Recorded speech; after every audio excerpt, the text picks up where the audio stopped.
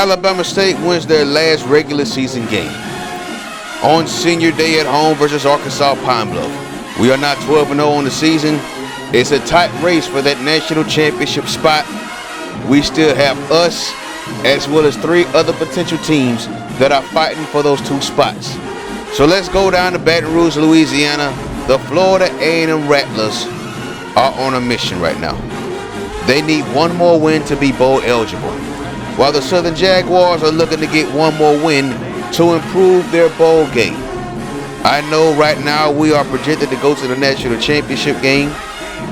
If we can beat Texas Southern, who I'm assuming we're going to be playing next, then we're most likely going to be in that national championship game. But we do have teams like Wake Forest and Alabama that are still looking to make noise. So let's see what the BCS voters decide. So there goes Akeem Russell. This is his last home game of his Southern career. What a great career he's had. He's balled out ever since he came on campus, though. Just straight down there balling in Baton Rouge, Louisiana. So as the game kicks off, there goes Calvin Allen with off there. The pass pops it to Akeem Russell. Look at that beautiful dot. That was an absolute dot.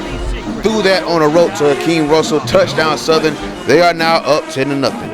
Later on in the first half, Calvin Allen once again looking deep for Akeem Russell. And look at this catch. And then on top of that, you tack on an extra 15 yards for a face mask. Akeem Russell is hoping to get some look from NFL scouts. We'll see what he's about. So later on in the drive, they're going to try to get a touchdown out of this. At the 5-yard line, he gets set. That's a fumble, and then FAMU recovering. So now FAMU's going back the other way, but they can't do anything with it, though. As a matter of fact, FAMU didn't do nothing on offense all game. Look at this pass right here. That's getting intercepted right there. Lord have mercy, Jesus. FAMU, you just had one job. Look at that. Southern's defense was an absolute monster in this game. 4 sacks and 2 interceptions. So that following drive will end with the field goal. That is pretty much a wrap. The FAMU Rattlers come up 1 game short. The Southern Jaguars go to 7-4. So that means we have at least, 4 or 5 SWAC teams that are now bowl eligible. Unfortunate for the FAMU Rattlers, they're not one of them. Better luck next season. So let's look at the rest of the scores around the HBCU world. There goes Southern beating up on Florida A&M. Texas Southern beat Prairie View again. And then look at Bethune-Cookman. Bethune-Cookman just been an absolute mess throughout this entire series.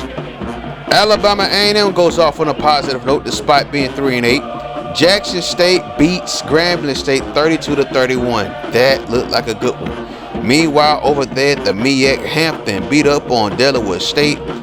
North Carolina A&T beat Howard. And then finally, look at South Carolina State beating Conference USA member Rice 26-12, going to 8-3 on the season. An excellent season for the South Carolina State Bulldogs, who will probably go to a bowl game because Norfolk State has a losing record. So here we go right here.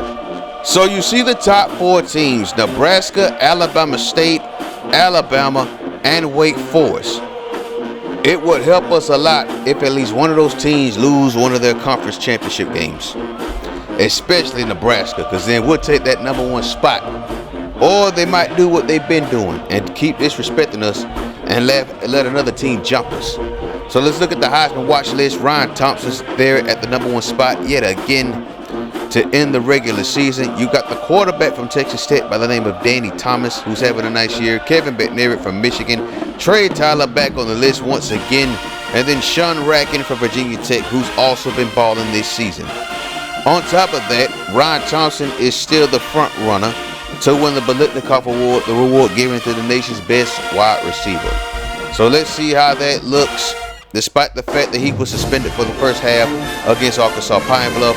James Jackson of Jackson State, David Moore of Alabama A&M win Offensive and Defensive Players of the Week. Look at David Moore's numbers, though. 9 tackles, 3 for loss, a sack, a forced fumble, and a fumble recovery. Good Lord.